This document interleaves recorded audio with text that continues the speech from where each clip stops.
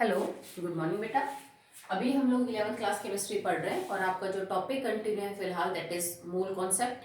तो last video के अंदर हमने मोल कॉन्सेप्ट के जो सॉल्व न्यूमेरिकल्स थे वो किए थे। अब हम अनसॉल्व करते हैं, ठीक है। तो अगर आपको कोई भी सॉल्व प्रॉब्लम में दिक्कत आ रही है, नहीं समझ में आ रहा है, तो आप मेरे को जरूर बताइए, मैं उसको दोबारा से सॉल्व करवा दूंगी। अभी हम करते हैं अनसॉल्व, ठीक है। तो अनसॉल्व में मैं कुछ चेक करवाऊंगी आपको, बाकी फिर आप खुद करके देखिएगा क्योंकि बहुत सारे हैं, सारे तो नहीं हो पाएंगे यहाँ पे। तो जो मेरे को लगते हैं मेन मेन मैं आपको करवा दूंगी, बाकी फिर आप करके देखिएगा, ठीक है। कुछ नहीं समझ में आता है तो बता दीजिएगा। What is the mass of 1 mole of water? जैसे आपसे कैलकुलेट करना हो mass of 1 mole of water, तो भाई वाटर का 1 मोल का कितना वजन होगा? जितना कि उसका ग्राम एटॉमिक मास है। तो वाटर का ग्राम एटॉमिक मास कितना है? That is 80 gram. ओके, तो आप ऐसे निकाल सकते हो। Calculate out the mass of 2.5 moles of chlorine gas. Mass of 2.5 moles of Cl2 gas, ठीक है। अब सबसे पहले ये क्लोरीन गैस का मॉलिक्यूल है, तो एक क्लोरीन का वजन है, जैसे एटम की बात कम करें, दैट इज 35.5 पर मोल। तो दो का कितना हो जाएगा बेटा? 35.2 सॉरी मल्टीप्लाई बाय 2, ठीक है। तो इसको पहले आप सॉल्व करेंगे। This is the mass of 1 molecule chlorine का जो ग्राम मॉलिक्यूलर मास है वो आएगा। फिर आपसे पूछा जा रहा है 2.5 मोल का, मतलब 1 मोल का तो इतना हो जाएगा 35.5 मल्टीप्लाई बाय 2, ठीक है। 71 आएगा आपका ये जो आंसर है ये। तो 71 तो 1 मोल का है, तो इसको 2.5 निकालने के लिए मल्टीप्लाई बाय 2.5, ठीक है। नेक्स्ट है, जैसे how many moles of atoms are contained in 9 gram of aluminium. आपसे पूछा है कितने मोल्स होंगे इन 9 ग्राम एल्यूमिनियम। तो बेटा देखो, मोल्स निकालने का सिंपल फॉर्मूला है small n is equal to mass given बटे में मॉलिक्यूलर मास या फिर एटॉमिक मास, ठीक है। तो आपको मास गिवन कितना है? 9। एल्यूमिनियम का ग्राम एटॉमिक मास कितना है? 27। आप इसको सॉल्व कर लीजिए, आपके नंबर ऑफ मोल्स आ जाएंगे, ठीक है। नेक्स्ट है इन 0.8 ग्राम ऑफ आयरन। आपको मोल्स ही निकालने हैं।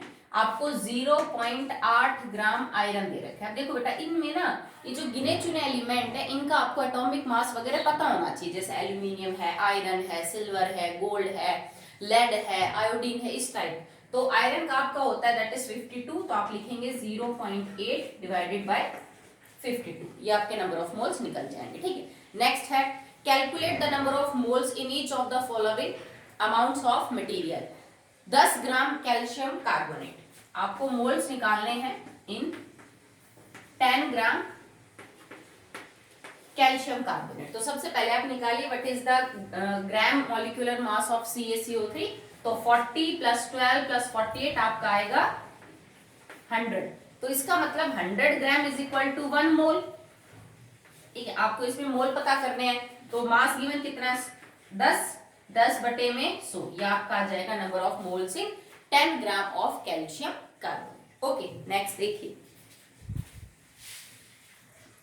देखिए बेटा, कुछ और क्वेश्चंस है, जैसे आपको निकालना है इसमें calculate out the mass of 6.022 into 10⁻23 molecules of oxygen. अगर आपके पास इतने मॉलिक्यूल ऑक्सीजन के हैं तो उनका जो टोटल वजन है वो कितना है? तो देखो बेटा, इतने मॉलिक्यूल्स किसमें होंगे? 1 मोल ऑक्सीजन गैस में, क्योंकि इतने तो बेटा देखो एवोगैड्रो नंबर ऑफ मॉलिक्यूल होंगे ऑक्सीजन गैस के 1 मोल के अंदर, और ऑक्सीजन गैस के 1 मोल का वजन कितना हो जाएगा? 32 gram. Mass of 1.5 moles of H2SO4। तो H2SO4 के 1 मोल का कितना वजन होगा जो इसका ग्राम मॉलिक्यूलर मास है? आप जोड़ेंगे तो आएगा 98 ग्राम। तो है बेटा 1 मोल का, आपको पता करना है 1.5 का, सो मल्टीप्लाई बाय 1.5, ये आपका आंसर ग्राम में आ जाएगा। What number of moles in 22 gram of CO2। तो CO2 का मॉलिक्यूलर मास है 44 ग्राम, आपको मास गिवन है 22, तो 22 बटे में 44 दैट विल बी 1.2 सॉरी, और या फिर half number of moles. Mass of 1 molecule of oxygen and ammonia. किसी भी गैस के 1 मॉलिक्यूल का वजन कितना है, या किसी भी एलिमेंट के एक एटम का वजन कितना है, वो कैसे पता करेंगे हम? आप इसको ये लिखोगे 32 ग्राम वेट, या फिर आप लिख दीजिए Avogadro number of molecules weigh 32 gram, 1 molecule will weigh 32 divided by Avogadro number. तो इसका आंसर तो ये आ जाएगा 32 डिवाइडेड बाय एवोगैड्रो नंबर। और अमोनिया का मॉलिक्यूलर मास होता है 14 और 3 17, तो इसका आंसर आ जाएगा 17 डिवाइडेड बाय एवोगैड्रो नंबर। तो देखो बड़े सिंपल सिंपल है, कुछ एक में थोड़ा वो ज्यादा भी आपसे यूज करवाएगा, बट अभी तो सिंपल न्यूमेरिकल्स कर रहे हैं, इनको आप ऐसे सॉल्व कर सकते हो। एक और टाइप आती है इनमें मोल्स के अंदर, कॉम्पिटिटिव में अक्सर पूछते हैं कि आपको 4 अलग अलग डाटा देंगे, जैसे इतने वॉल्यूम किसी गैस की एसटीपी पे, इतने मोल किसी दूसरे कंपाउंड के लिए, इतना मास किसी और कंपाउंड का, और फिर आपसे पूछेगा कि इन सब के अंदर सबसे ज्यादा मास किसका है। जैसे आपसे कोई ये कहते हैं बेटा कि 112 मिलीलीटर ऑक्सीजन गैस एसटीपी पे, ये कह दे, या फिर यूं बोल दे 60, या फिर 6 बोल दो, चलो 6 मोल्स आयरन के। एक आपसे कोई ये कह दे 1.5 मोल्स H2SO4 के, और एक आपसे ये बोल दे 3.011 into 10 raised to power 23 atoms of sodium. इन चारों में से सबसे ज्यादा वजन किसके अंदर है? ठीक है, बहुत बार इस टाइप के क्वेश्चन पूछे जाते हैं, तो कुछ नहीं है, सिंपल है, आपको सबका मास निकालना है। देखो 112 मिलीलीटर ऑक्सीजन, तो इसको कैसे सॉल्व करेंगे भाई, 22,400 मिलीलीटर अगर ऑक्सीजन है तो उसके अंदर इतनी वॉल्यूम ऑक्यूपाई करेगा 32 ग्राम, तो एक वॉल्यूम करेगा बटे में 10, और 112 कितना करेगा आप निकाल लोगे, क्या वजन आ गया। इसमें 6 मोल आयरन, तो आयरन का एक मोल कितना है 52 ग्राम, तो 52 मल्टीप्लाई बाय 6, सीधा आपका वजन आ जाएगा 1.5 मोल H2SO4, तो एक मोल 98 मल्टीप्लाई बाय 1.5, सीधा मास आ जाएगा। इतने नंबर ऑफ एटम्स, तो ये नंबर एवोगैड्रो नंबर का जस्ट हाफ है, तो एवोगैड्रो नंबर ऑफ एटम होते तो मास होता सोडियम का 23 ग्राम, अब आधे हो गए तो 23 का भी क्या हो जाएगा हाफ, तो 23 बटे में 2। ठीक, आप सॉल्व कर लेना, मैं सिर्फ समझाने के लिए बता रही हूँ। तो इस तरह से भी आपसे क्वेश्चन पूछा जा सकता है कि चारों में से सबसे ज्यादा मास किसका है, ठीक है, या 4 अलग अलग डाटा देके पूछ लेंगे नंबर ऑफ एटम्स किस जो आपका पार्ट है उसमें सबसे ज्यादा है, या इंक्रीजिंग ऑर्डर ऑफ मास में अरेंज करो इन चारों को, या डिक्रीजिंग ऑर्डर ऑफ मास के अरेंज करो। ठीक है, तो कुछ नहीं, आपको सिंपली सॉल्व करना है, या तो मोल, या तो वॉल्यूम, या तो मास, इनको आपस में रिलेट करके वो आपसे कुछ भी पूछ सकता है, आप आराम से निकाल के दिखा सकते हो। ठीक है, जैसे एक इस टाइप का क्वेश्चन पूछ लिया आपसे कि आपके पास 3.42 ग्राम सुक्रोज है, C12H22O11, ये हमें 3.42 ग्राम दे रखा है। आप इसके अंदर ये बताइए एक्चुअली में कार्बन के, हाइड्रोजन के और ऑक्सीजन के कितने एटम प्रेजेंट है। Okay, how many atoms of carbon, oxygen, hydrogen are present in 3.42 gram of this sucrose. तो सबसे पहले आप सुक्रोज का निकालेंगे ग्राम मॉलिक्यूलर मास, जो सबको जोड़ने के बाद आएगा 342 ग्राम। अब आप निकाल लीजिए number of moles. Number of moles कैसे निकलेंगे, 3.42 डिवाइडेड बाय 342। आप इसको ऐसे भी सॉल्व कर सकते हो, सॉरी, ठीक है, तो आप इसको ऐसे भी सॉल्व कर सकते हो बेटा, ये आ जाएगा आपका 1/100 या फिर 1.01 मोल।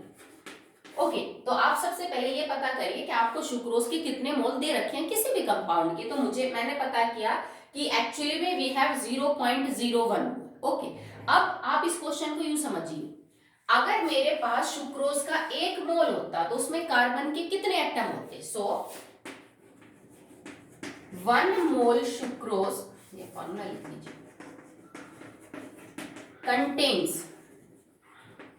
contains 12 moles of carbon, 22 moles of hydrogen and 11 moles of oxygen। I hope आपको समझ आया होगा। ठीक है, अगर मैं सुक्रोज का 1 मोल तोड़ू, जैसे मान लो मेरे पास एवोगैड्रो नंबर ऑफ मॉलिक्यूल है सुक्रोज के, उनको आप तोड़ोगे तो तुम्हें एक्चुअली में 12 गुणा में एवोगैड्रो कार्बन मिलेंगे, 22 गुना में एवोगैड्रो नंबर हाइड्रोजन मिलेंगे, और 11 गुना में एवोगैड्रो नंबर ऑफ ऑक्सीजन मिलेंगे। ठीक है भाई, अगर इसके 1 मोल में कार्बन 12, हाइड्रोजन 22 और ऑक्सीजन 11 है, तो अगर इसका 1 मोल होगा तो 1 मोल मल्टीप्लाई बाय 12, 22 और 11 मोल्स होंगे। ये मैंने आपको लास्ट वीडियो में Na2CO3 का एग्जांपल लेके समझाया था। ठीक है, NaCl का भी समझाया था उससे पहले।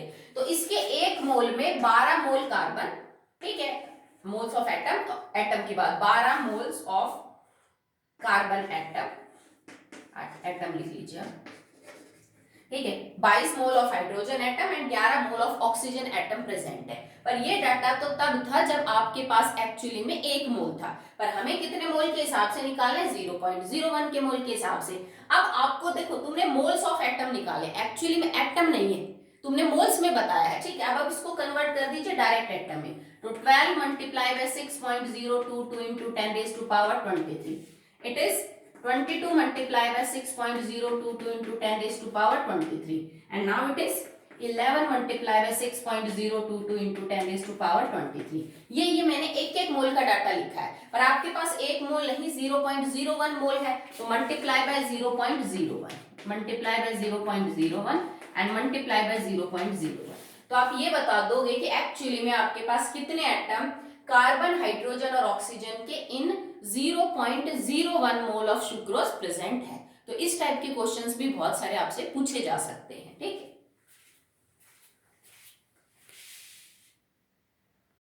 The next question is, calculate the mass of sodium carbonate which will have the same number of molecule as in 12.3 gram of MgSO4.7H2। इस टाइप का भी क्वेश्चन आ सकता है बेटा, जिसमें आपको चीजें आपस में रिलेट करके जो है वो दी जाती हैं। कंपाउंड का आपको डाटा देके और दूसरे के बारे में आपसे कुछ पता करवाएंगे। यहाँ कुछ और भी दिया जा सकता है कि calculate the mass of iron that will contain the same number of atoms present in, मान लीजिए 12 ग्राम ऑफ सोडियम, ठीक है। तो किसी तरह से भी पूछा जा सकता है। तो आपको करना क्या है, मास निकालना है सोडियम कार्बोनेट का, जिसमें उतने ही मॉलिक्यूल होंगे जितने के 12.3 ग्राम MgSO4.7H2O में। तो पहले आप इसको सॉल्व करिए कि 12.3 ग्राम MgSO4.7H2O इप्सम सॉल्ट में कितने मॉलिक्यूल हैं। तो उसके लिए आपको सबसे पहले इसका निकालना पड़ेगा, दैट इज मॉलिक्यूलर मास। आप इसको कैलकुलेट आउट करेंगे, that comes out to be 2246 gram पर मोल। ओके, सो सबसे पहले आप निकाल लीजिए नंबर ऑफ मोल्स। तो नंबर ऑफ मोल्स कितने निकल जाएंगे, 12.3 बटे में 246।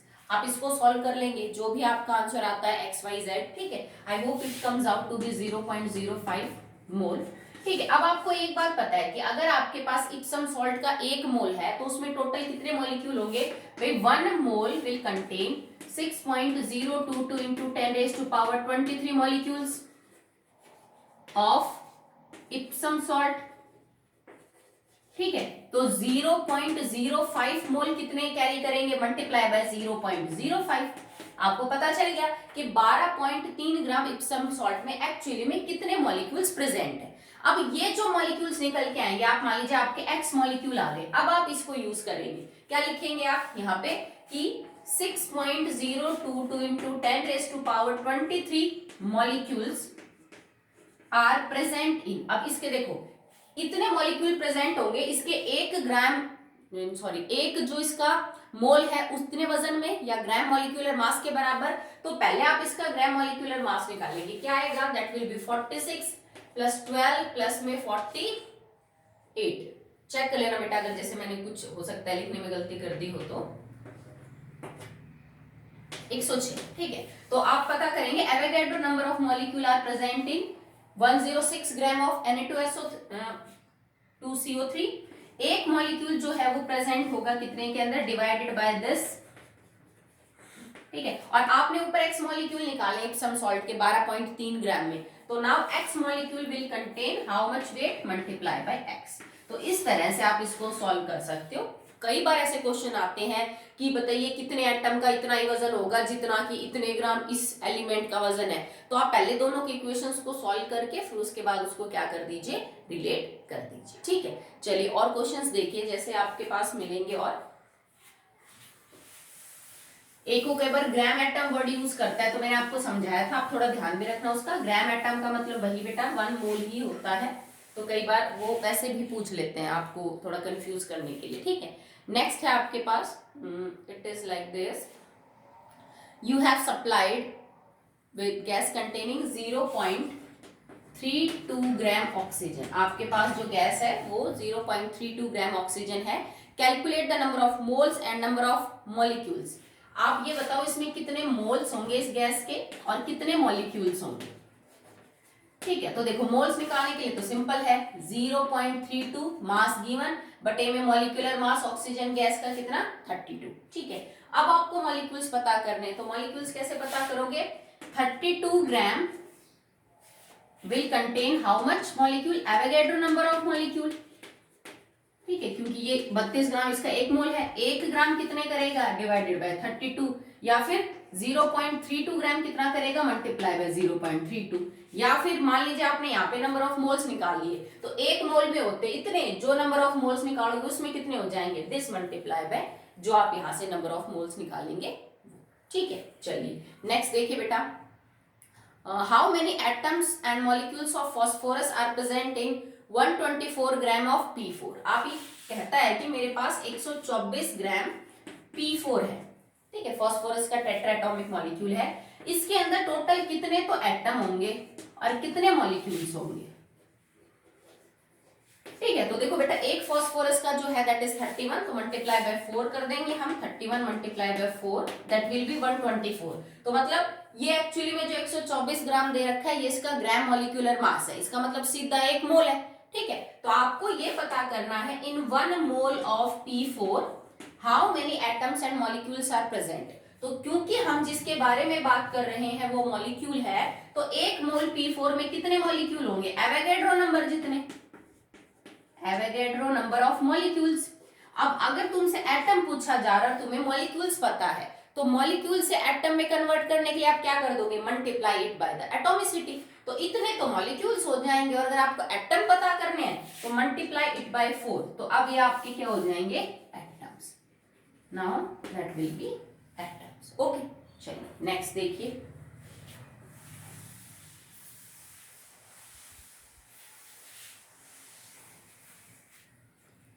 आगे दे रखा है what is the mass of carbon present in 0.5 gram of K4FeCN6, ठीक है। आपको पोटेशियम फेरोसाइनाइड, ये आपने पढ़ा भी है कंपाउंड 10th में, आई होप आपको ध्यान होगा। तो आपके पास 0.5 ग्राम जो है वो क्या मौजूद है? Sorry, mole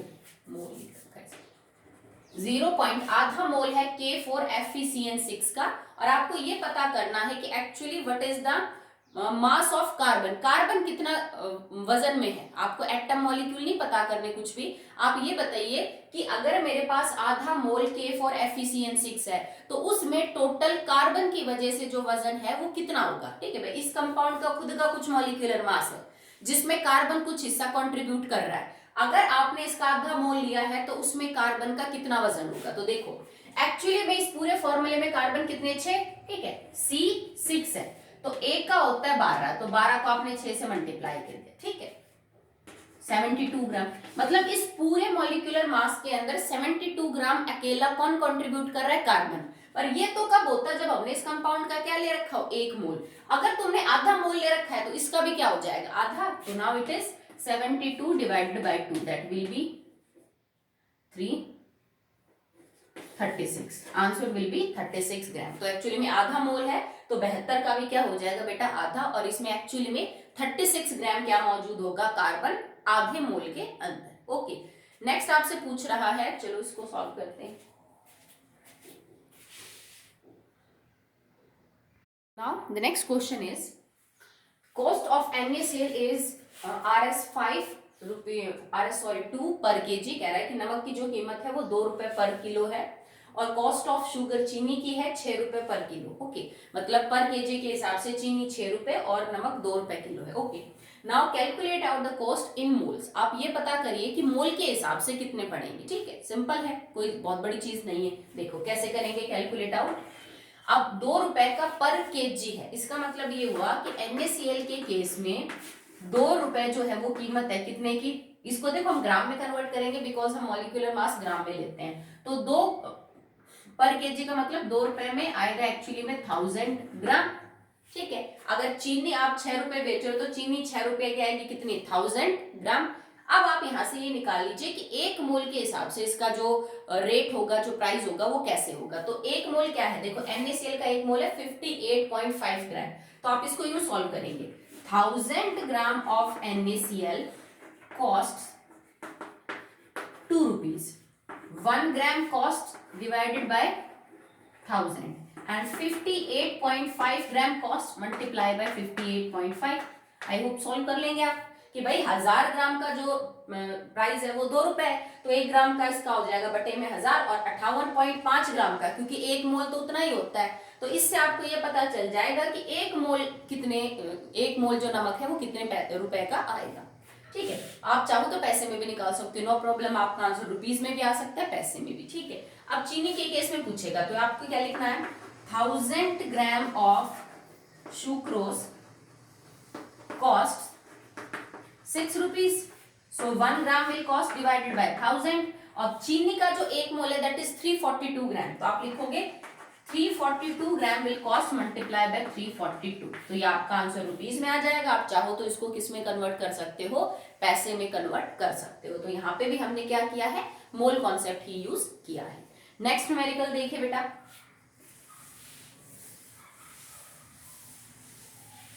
calculate out the total number of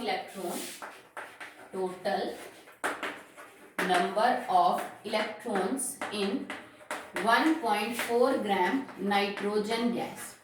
ठीक है, आपके पास 1.4 ग्राम नाइट्रोजन गैस है, आप ये बताओ इतनी नाइट्रोजन गैस में टोटल नंबर ऑफ इलेक्ट्रॉन कितने होंगे। ओके, तो सबसे पहले आप नंबर ऑफ मोल्स निकाल सकते हो, ये नंबर ऑफ मोल्स हो जाएंगे 1.4। अब ये नाइट्रोजन गैस है बेटा, 14 नहीं लेंगे, 2 नाइट्रोजन के एटम है ना, तो 14 दूनी 28, ये आपका आ जाएगा नंबर ऑफ मोल्स। अब आपको एक बात पता है कि अगर आपके पास नाइट्रोजन गैस का 1 मोल है, सो 1 mole of N2 will contain 6.022 into 10 raised to power 23 and multiply by 2 atoms। ठीक है, मैंने ये किया है कि 1 मोल नाइट्रोजन गैस का इतने मॉलिक्यूल रखेगा, पर मैंने उसको 2 एटोमिसिटी से गुणा करके सीधे एटम निकाल दी कि 1 मोल नाइट्रोजन में इतने एटम्स होंगे, कितने नाइट्रोजन के। अब एक बात बताओ, नाइट्रोजन के एक एटम में कितने इलेक्ट्रॉन होते हैं, भाई नाइट्रोजन का एटॉमिक नंबर कितना है 7, तो इसके इलेक्ट्रॉन भी कितने होंगे 7, तो मतलब एक एटम में 7 इलेक्ट्रॉन होते हैं, समझ रहे हो। और ये हम बात कर रहे हैं नाइट्रोजन के एटम की, but actually you have the molecule, तो नाइट्रोजन के एक मॉलिक्यूल में कितने होंगे, ठीक है, एक्चुअली में 14। आप इसको वैसे भी सॉल्व कर सकते हो, एटम्स की भी कोई जरूरत नहीं है आपको, आप चाहो तो मॉलिक्यूल कर लो। अगर आपके इतने मॉलिक्यूल आ रहे हैं तो आप ये देखो एक मॉलिक्यूल में कितने इलेक्ट्रॉन हो जाएंगे, 7 दूनी 14। अगर आपने एटम कन्वर्ट कर दिए तो देखो एक एटम में कितने इलेक्ट्रॉन होंगे 7, तो इतने एटम में कितने इलेक्ट्रॉन हो जाएंगे गुणा में 7। अगर मॉलिक्यूल रखते तो भी 7 दूनी वैसे ही क्या होना था 14। तो आप इस चीज को सॉल्व कर लीजिए तो आपको ये पता चल जाएगा, ठीक है, that 1 mole of nitrogen gas contain this number of electron। Okay, multiply by 2 atoms आ गए ना, अब 7 से गुणा कर दिया तो ये क्या निकल गए तुम्हारे इलेक्ट्रॉन निकल गए, पर ये तो 1 मोल में निकले। तुम्हें कितने मोल में पता करना है, तुम्हें तो एक्चुअली में 1.4 ग्राम में पता करना है। तो ये आंसर निकलने के बाद इसको नंबर ऑफ मोल से मल्टीप्लाई कर देना, जो भी आपके निकलेंगे दैट इज 1.4 डिवाइडेड बाय 28। तो इन सब को सॉल्व कर लोगे तो आपको ये पता चल जाएगा कि एक्चुअली में 1.4 ग्राम नाइट्रोजन गैस के अंदर टोटल कितने नंबर ऑफ इलेक्ट्रॉन्स मौजूद है। वो चाहता तो तुमसे प्रोटॉन भी निकलवा सकता था, चाहता तो इलेक्ट्रॉन भी निकलवा सकता था, सेम मैनर में आप इसको भी कर सकते हो। ठीक है, अब जैसे और आगे आपसे क्वेश्चन पूछ रहा है, one is mass of 1 molecule of caffeine. देखो जो कॉफी के अंदर होता है ना यूजुअली कैफीन, उसको हम उसके मॉलिक्यूल का जर्नल मॉलिक्यूलर फॉर्मूला दे रखा है आपको C8H10N4O2। ये कह रहा है कि बेटा इसके एक मॉलिक्यूल का वजन निकालो। ठीक है, तो सिंपल सी बात है, पहले आप इसका क्या निकालेंगे, gram molecular mass. Gram molecular mass वजन जो मास है वो कितने मॉलिक्यूल्स का होगा, एवोगैड्रो नंबर का। फिर उससे हम सिंपल यूनिटरी मेथड निकाल के क्या निकालेंगे कि भाई अगर इतने मॉलिक्यूल्स का वजन इतना है तो एक का कितना होगा। आई होप कर सकते हो, कोई दिक्कत नहीं इसमें। ठीक है, चलिए नेक्स्ट देखिए, वॉल्यूम वाले कर लेते हैं। यूजुअली वॉल्यूम वाले जो है वो कम ही आ रहे हैं इसमें, तो वॉल्यूम के अब कर लेते हैं प्रैक्टिस। मोल, मास, इनके नंबर ऑफ पार्टिकल, इनके तो काफी हो गए। ठीक है, नेक्स्ट देखिए, calculate the volume occupied at STP. आपको वॉल्यूम निकालनी है और कंडीशन आपको एसटीपी दे रखी है। मैं दोबारा बता रही हूँ बेटा एक बार, कुछ न्यूमेरिकल्स ऐसे होंगे जिसमें कंडीशन एसटीपी के अलावा कुछ है, तो हमें अपने डाटा को एसटीपी में कन्वर्ट करना पड़ेगा। और उसके अंदर जो फॉर्मूला यूज कर रहा है P1 V1 upon T1 is equal to P2 V2 upon T2, that is in the 5th chapter. तो मैं अभी नहीं करवा रही हूँ, जब वो चैप्टर पढ़ोगे तो आपको ऑटोमेटिकली समझ में आ जाएगा कि क्या कर रखा है। आपको भी पहले सारा वो समझाना पड़ेगा, ठीक है। तो अभी के लिए उन न्यूमेरिकल्स को आप छोड़ दीजिएगा, 3-4 जो भी हैं जिसमें वो कॉन्सेप्ट यूज करना हमें पड़ रहा है, ओके। वॉल्यूम निकालनी है एसटीपी कंडीशन के ऊपर, occupied by 16 gram oxygen, 16 gram oxygen gas, 1.5 moles of O2 gas, ठीक है।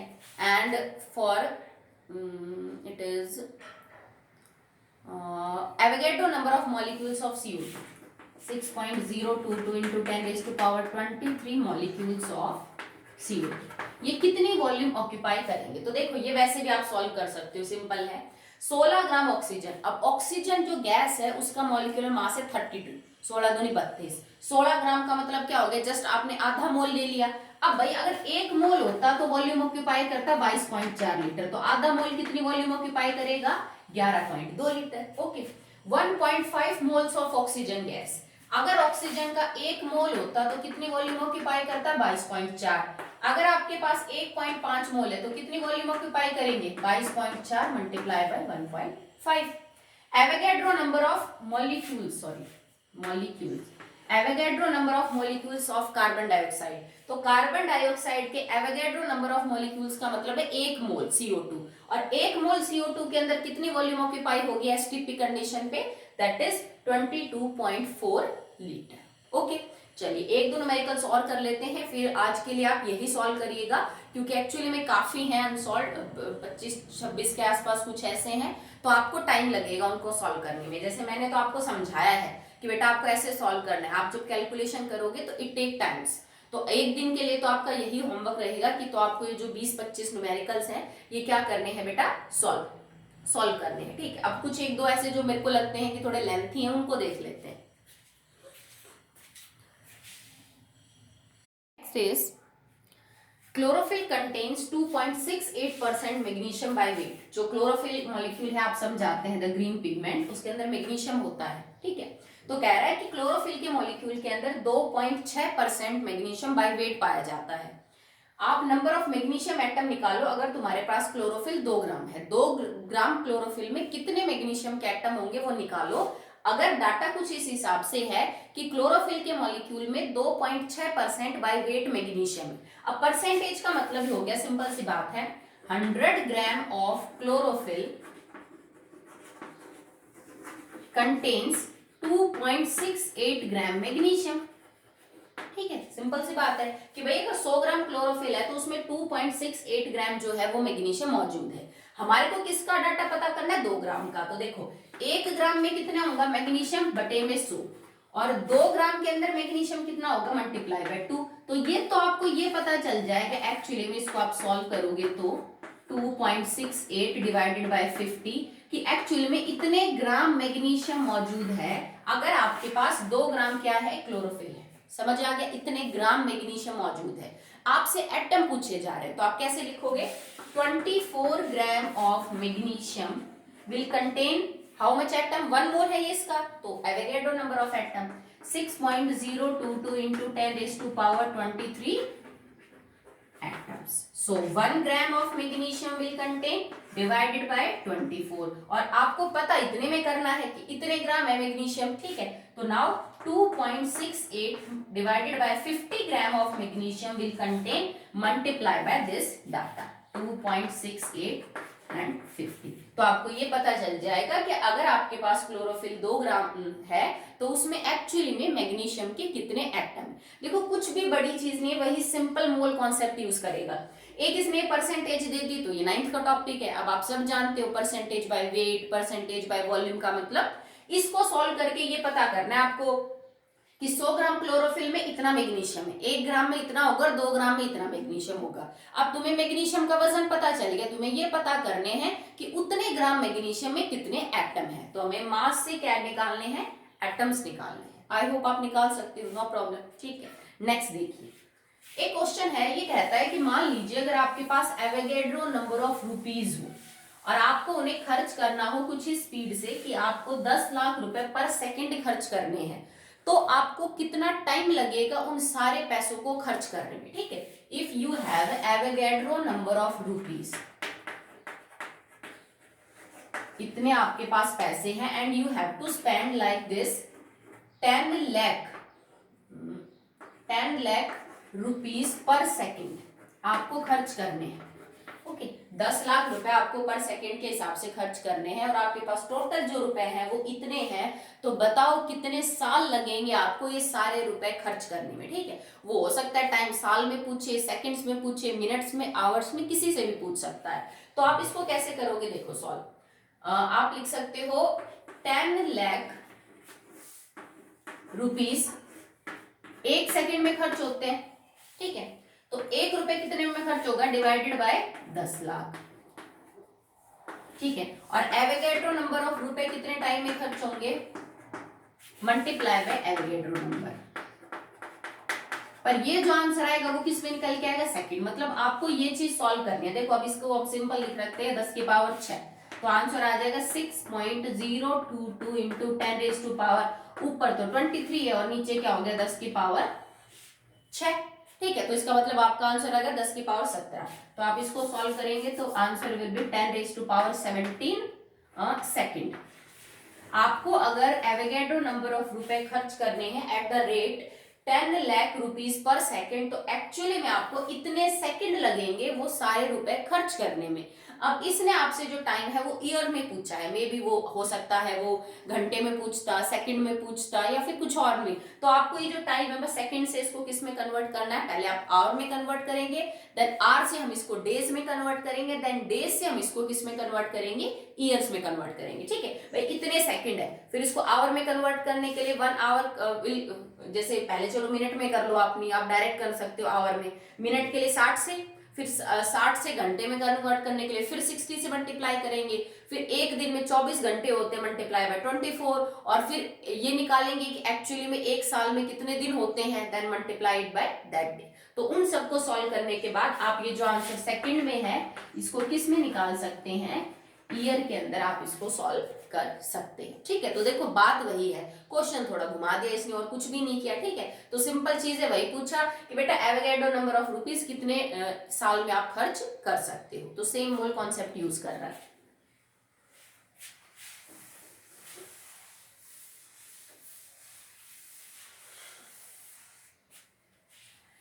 नेक्स्ट देखिए बेटा, अगर आपसे कोई पूछ ले, जैसे for example you have 100 gram of iron and you have 20 gram of CaCO3 which contain more number of atoms। जैसे इस टाइप का कोई क्वेश्चन आ जाए कि किस में ज्यादा एटम्स हैं, या फिर यूं भी पूछ ले किस में कितने एटम्स हैं, या यूं कह दे कि 100 ग्राम आयरन और 20 ग्राम कैल्शियम कार्बोनेट में से जिसमें ज्यादा नंबर ऑफ एटम्स है वो कम नंबर ऑफ एटम वाले से कितने नंबर ऑफ एटम एक्सीड कर रहा है, मतलब डिफरेंस कितने का है दोनों में नंबर ऑफ एटम्स का।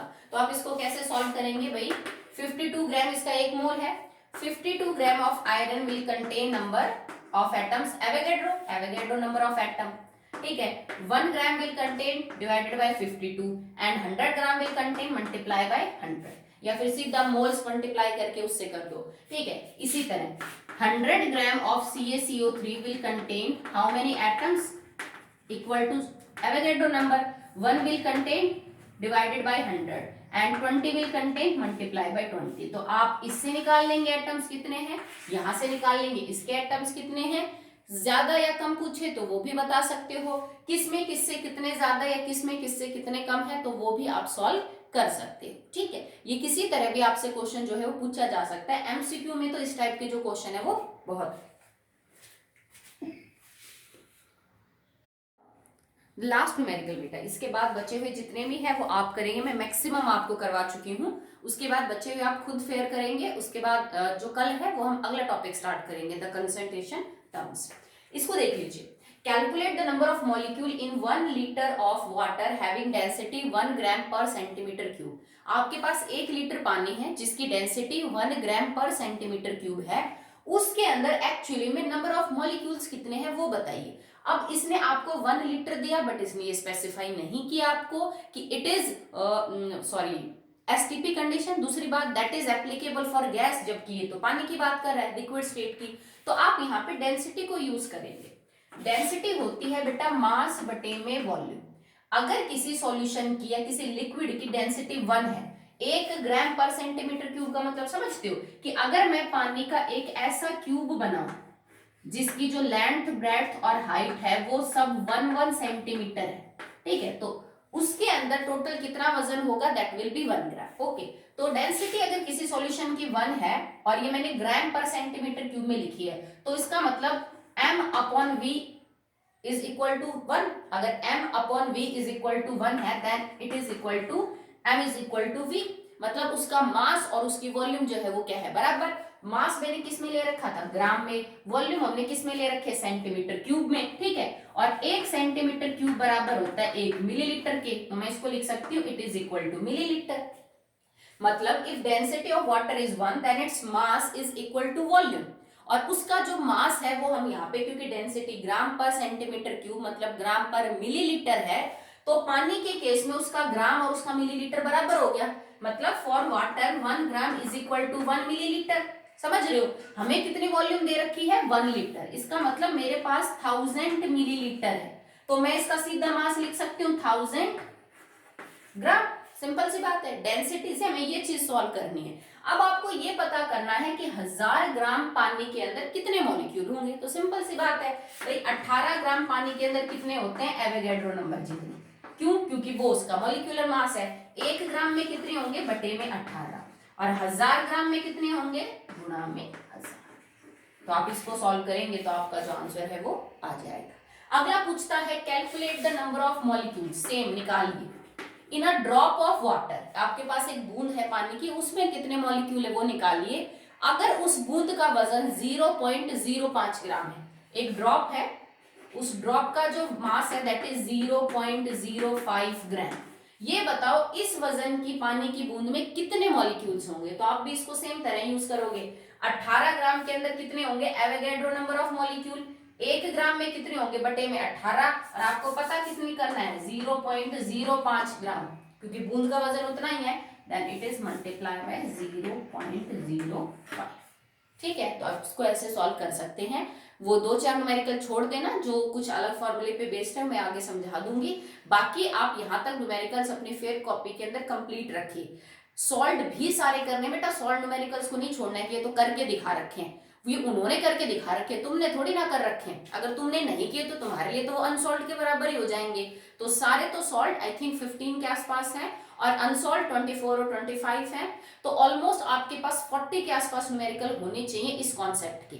अगर ये नहीं आएगा तो इससे आगे का जो चैप्टर है उसको समझने में प्रॉब्लम होगी, because mole is the basic concept. अगर आपको ये नहीं आता तो आपको 11th 12th में केमिस्ट्री में दिक्कत आएगी न्यूमेरिकल्स के अंदर, समझ रहे हो। ठीक है, जैसे मैंने 9th में पढ़ा तो हमें अभी काम आया, तो इसको अभी पढ़ेंगे तो ये आगे जाके आपको हेल्प करेगा। अभी आपका अगर ये कमजोर रह गया तो न्यूमेरिकल्स अटेम्प्ट नहीं होंगे आपसे केमिस्ट्री में। ठीक है, that's all for the day.